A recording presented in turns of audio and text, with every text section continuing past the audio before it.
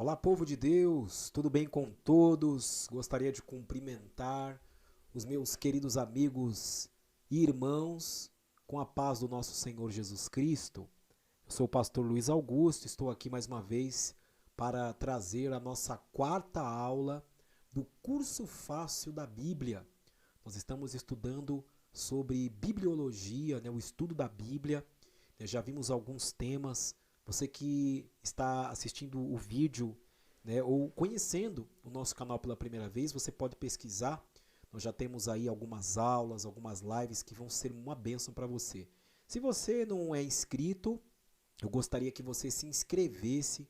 Nós estamos com uma meta de atingir 1.000 inscritos, nesse primeiro momento, porque o nosso canal ele foi inaugurado nessa nova versão há pouco tempo e nós gostaríamos muito de ter você aqui, sempre aulas bíblicas, debates bíblicos, estudos, ensinos e muita coisa boa para enriquecer a sua vida espiritual.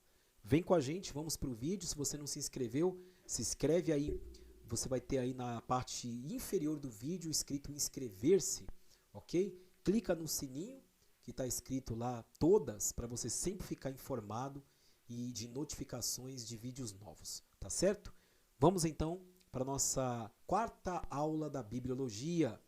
E hoje nós vamos falar sobre o cânon da Bíblia. Pastor, o que é o cânon da Bíblia? É a coleção de livros considerados inspirados por Deus. Porque existem livros também que, embora sejam históricos, são considerados livros apócrifos, que são aqueles que não são considerados inspiração divina. Então, nós vamos aqui meditar a respeito deste assunto. Então, para a gente poder dar início à nossa aula de hoje, primeiro vamos entender o que significa o cânon. Cânon, literalmente, irmãos, significa vara de medir. Tá? Literalmente é como se fosse uma régua de carpinteiro, tá? Para tirar a medida dos livros, para que saiba se a sua inspiração é divina ou não. Significa vara. No contexto religioso, ele significa regra. Tá? Então, o cânon é a regra que determina se os livros são inspirados por Deus ou não são inspiração divina. Ok? Então, vamos entender isso de uma forma um pouco mais aprofundada. Então, para que a gente entenda melhor o assunto do cânon, nós vamos aqui ver na própria Bíblia Sagrada falar a respeito desta regra. Então eu vou começar aqui, até porque nós temos falado que nenhuma escritura, como está na Bíblia, é de particular interpretação, Tudo é mediante a inspiração divina. Então eu vou aqui começar com Gálatas 6,16, que diz assim, vamos acompanhar. E a todos quantos andarem de conformidade com esta regra, paz e misericórdia sejam sobre eles e sobre todo Israel. Então você fala, todos que andarem, a Bíblia fala conforme a regra. Canon significa regra. Depois você vai ter 2 Coríntios 10,13. Nós, porém, não nos gloriaremos sem medida. Olha lá, vara de medir. Mas respeitamos o limite da esfera de ação que Deus nos demarcou e que se estendeu até vós. Depois nós temos 2 Coríntios 10,15. Diz assim, não nos gloriando fora de medida. Olha a medida de novo sendo usada. Nos trabalhos alheios, tendo esperança de que, crescendo a vossa fé, seremos sobremaneira engrandecidos entre vós, dentro da nossa esfera de ação.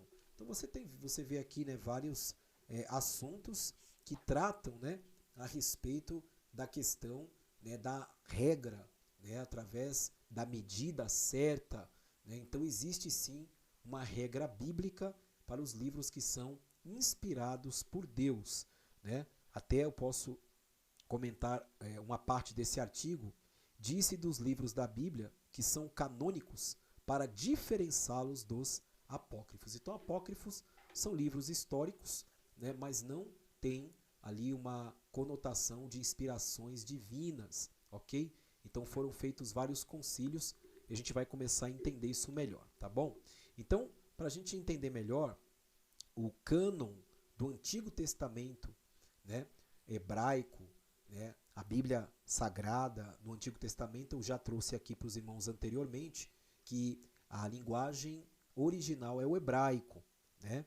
Depois ela foi traduzida pelo ao grego, que é a Septuaginta, que foram 70 homens que fizeram essa tradução, e depois vai ter a Vulgata Latina, que foi Jerônimo, né? Que foram as primeiras traduções, né, da Bíblia para outros idiomas. Depois Martinho Lutero fez a tradução para o alemão e assim foi. E o que acontece? Como que era a divisão do cânon, né, do Antigo Testamento? É surpreendente que os irmãos vão sentir bastante diferença nesse estudo, porque a nossa Bíblia ela tem, né, uma divisão diferente. Já na Bíblia hebraica é diferente, é assim, ó. Os dois livros de Samuel, a gente tem 1º e 2º Samuel.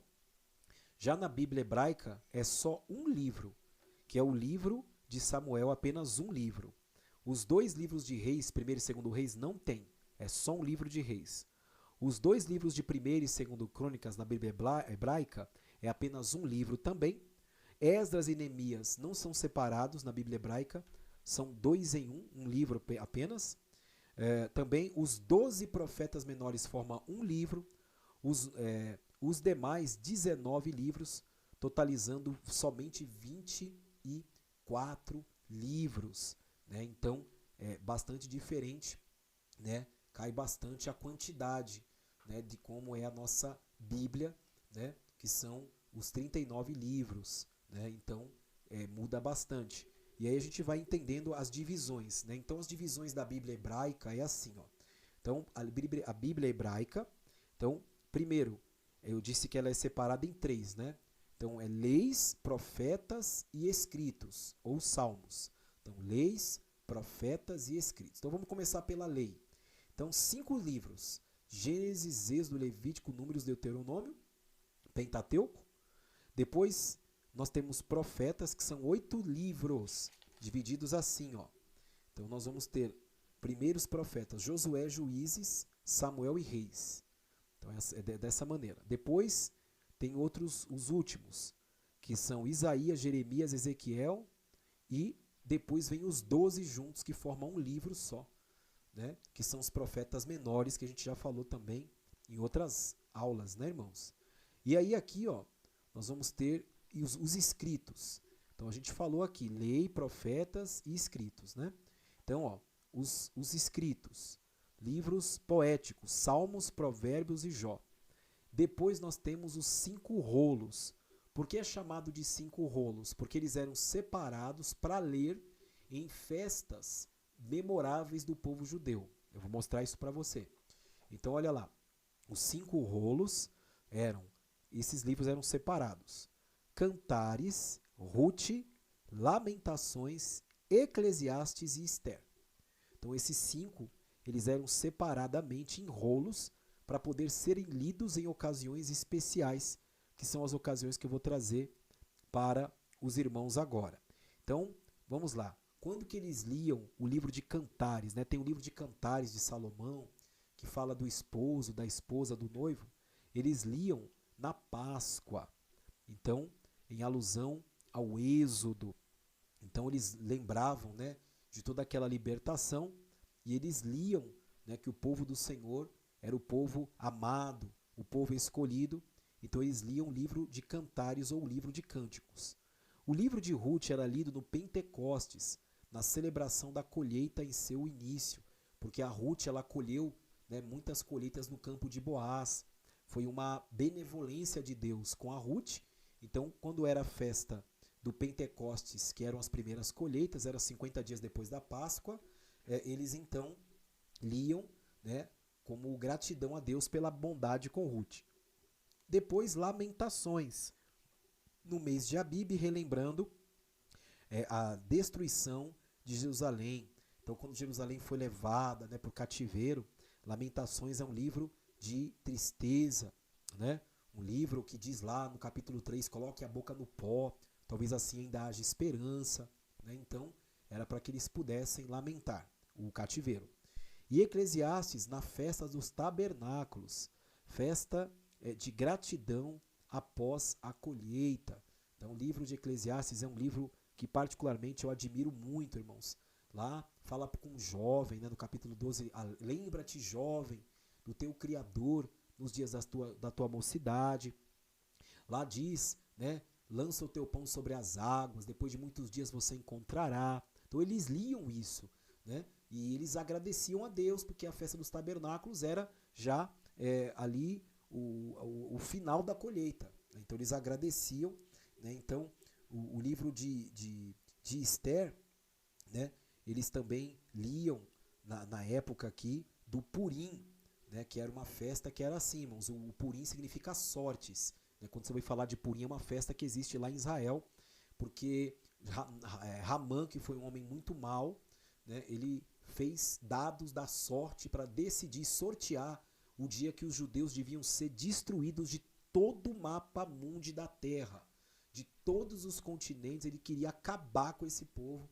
Deus foi lá, livrou o povo dele das mãos deste homem chamado Ramã, e através da rainha Esther. E aí, como eles foram libertos, eles fizeram a festa do Purim, que significa sortes. Tá? Até existe um doce que é consumido nessa festa, que é conhecido, né, por eles como Ramatashem, ou Osnei Ramã, que significa orelha de Ramã, que é um doce muito consumido, né, nessa festa, tá certo?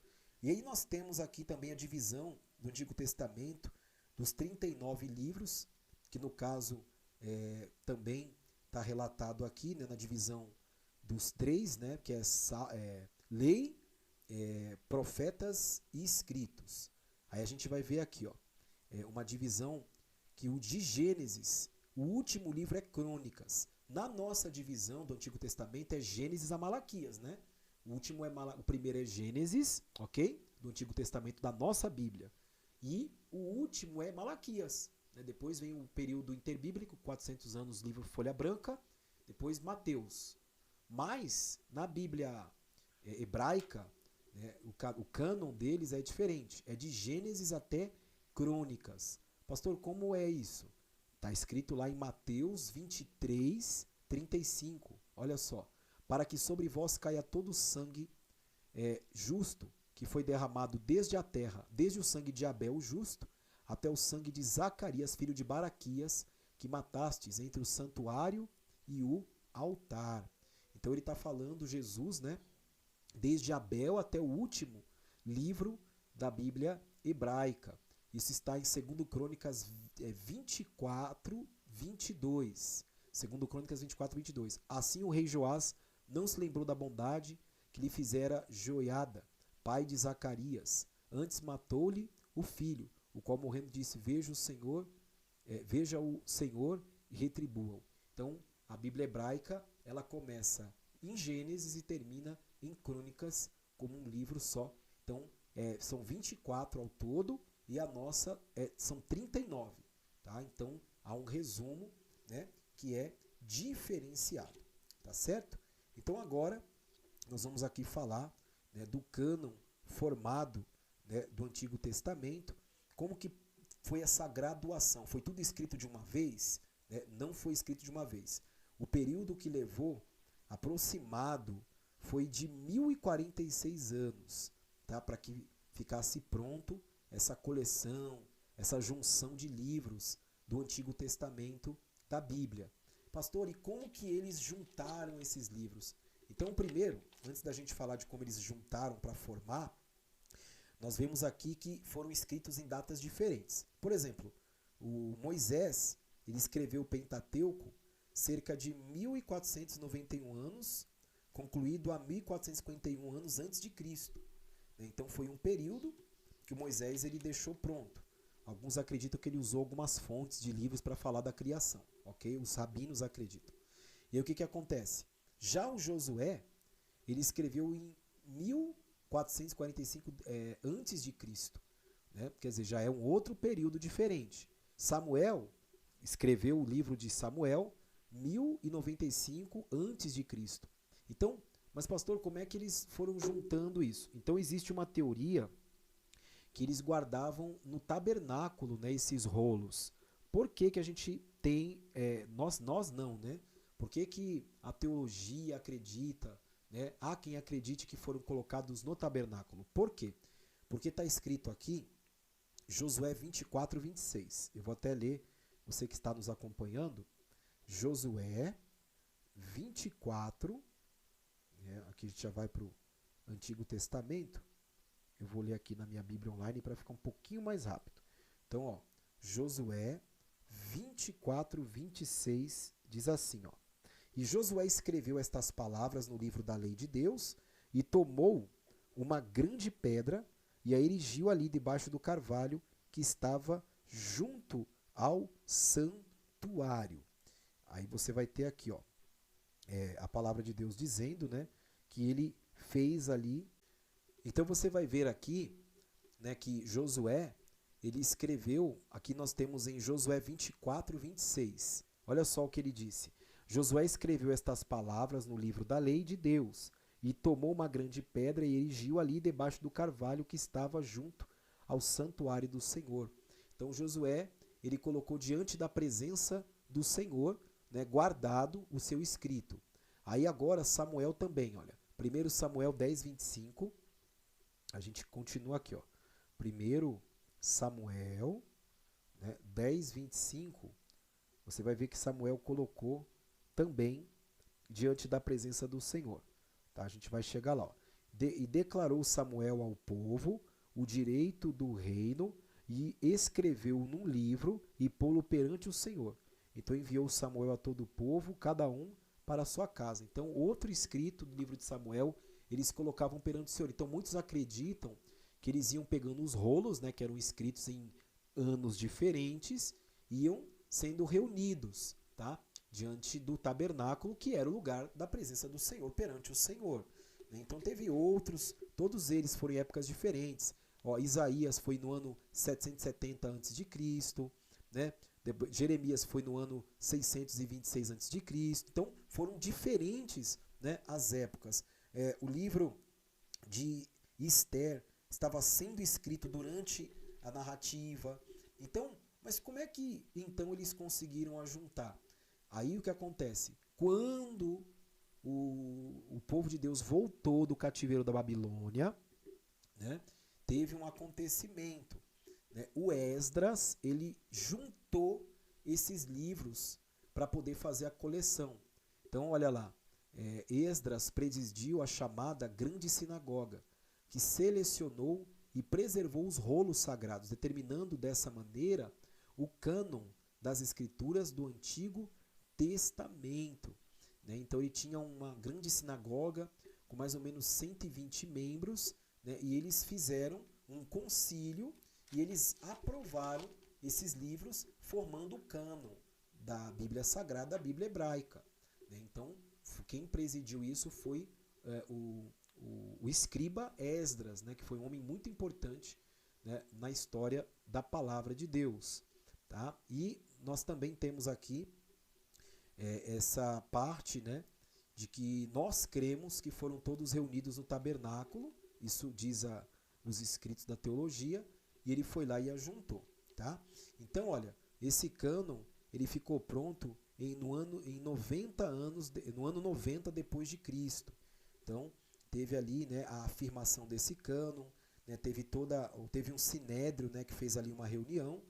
Aqui nós temos, né, um relato, note-se, porém, que o trabalho desse concílio foi apenas para confirmar aquilo que já era aceito por todos os judeus, através dos séculos. Jane, após a destruição de Jerusalém, no ano 70 depois de Cristo, tornou-se a sede do sinédrio, o Supremo Tribunal dos Judeus. Então, dentro desses livros, né, irmãos, que foram considerados inspirados, através, né, de coleções que foram reunidas, existiram muitos outros livros que foram desaparecendo, tá, com o tempo. Então, eu vou mostrar para você agora, talvez você nunca ouviu falar disso, mas alguns livros eles desapareceram com o tempo, tá? Eles não foram achados até hoje. Então, por exemplo, ó, nós vamos ter aqui, né, em Números 21, 14. Você que está nos acompanhando, eu não quero pular essa parte, porque é uma parte muito importante da nossa aula. Então o que a gente vai ver aqui? Ó? Vamos lá em Números 21, 14. Nós vamos perceber aqui uma verdade sobre tudo isso. Ó. Números 21, versículo 14 diz assim, ó. Então nós vamos ter, pelo que se diz nos livros das guerras do Senhor contra Vaibe e Sufa e contra os ribeiros de Arnon. Então, Números 21, 14 fala dos livros das guerras do Senhor. Josué 10, 13 fala do livro do reto. Segundo Crônicas 9, 29 fala das histórias de Natã. Segundo Crônicas 33, 19 fala dos livros dos videntes, que eram os profetas. Então, com o tempo, muitos livros eles sumiram. Há quem diga que é por presciência de Deus, Deus que quis que não fossem achados, mas acharam o mais antigo de todos em 1947 nas grutas de Qumran, que é perto da região do Mar Morto. Esse está preservado, foi encontrado. Tá? Eles acharam, né, ali um escrito mais antigo, né, que é o mais atual até os dias de hoje, tá? O mais antigo de todos. Então, agora vamos falar aqui do cânon do Novo Testamento, né? Do Novo Testamento, ele foi preparado em aproximadamente 100 anos, né, depois de Cristo. E um ponto interessante é que os apóstolos pregavam sem a Bíblia, tá? Eles não tinham escritura. O Evangelho de Mateus foi escrito depois. Então eles pregavam de forma oral. A única Bíblia que eles tinham era o Antigo Testamento, tá? Na época dos apóstolos, porque somente depois, né, de um tempo é que eles tiveram, né, esse material. Então a gente vai ver aqui, ó, o mais antigo, os primeiros escritos do Novo Testamento foi 1 Tessalonicenses, em 52 depois de Cristo. Depois 2 Timóteo foi escrito em 67 depois de Cristo. Né? Você vê que é bem diferente, né? Você vai ver, Atos dos Apóstolos foi escrito por Lucas no ano 63 depois de Cristo, ao fim dos 2 anos da prisão de Paulo em Roma. Os evangelhos, né, estes, a princípio foram propagados oralmente. Tá vendo que eles não tinham a Bíblia quando os apóstolos pregavam? Alguém pode dizer, pastor, mas eles não esqueciam? Não tem como, porque a Bíblia fala em João 14, 26, que o Espírito Santo faria lembrar de todas as coisas. Então, como foi escrito depois, mesmo assim eles pregaram. Aqui fica aquela lição, né? Às vezes as pessoas querem ter muita coisa pronta para poder obedecer a Deus. Quando eu tiver muito estudado, quando eu estiver muito espiritual, né? Quando eu for um obreiro, quando eu for um pastor, né? Aí eu vou pregar a palavra. Nada disso. Eles não tinham nem Bíblia. Na época de Pedro, Tiago, João, a Bíblia veio depois, irmãos. Os evangelhos foram sendo escritos, né, com o passar do tempo. Olha aqui, nós vamos ter aqui, ó, por exemplo, o Evangelho de João foi escrito no ano 85, só depois que tiveram, ó, os evangelhos, ó, o Evangelho de Marcos, né, em 65. Então nós tivemos isso posteriormente, né, tivemos as epístolas, o Apocalipse no ano 96. Então só depois de anos, né, que ficou tudo pronto. Né? Então nós temos aqui também, ó, como se vê, houve um amadurecimento de 400 anos que levou tudo isso aí. Como que surgiu então o cânon, né, do Novo Testamento, que foi a regra de aprovação? Então tem aqui, ó, o reconhecimento e fixação do cânon do Novo Testamento ocorreu no Terceiro Concílio de Cartago, no ano 397 depois de Cristo. Olha só quanto tempo que levou, quase praticamente 400 anos. Nessa ocasião, os 27 livros que compõem o Novo Testamento foram reconhecidos e aceitos como canônicos. Como se vê, houve um amadurecimento de 400 anos. Então, quer dizer, enquanto isso era sendo escrito, e eles pregando, e eles falando, e eles ganhando, né, as almas para o reino de Deus. Tá certo?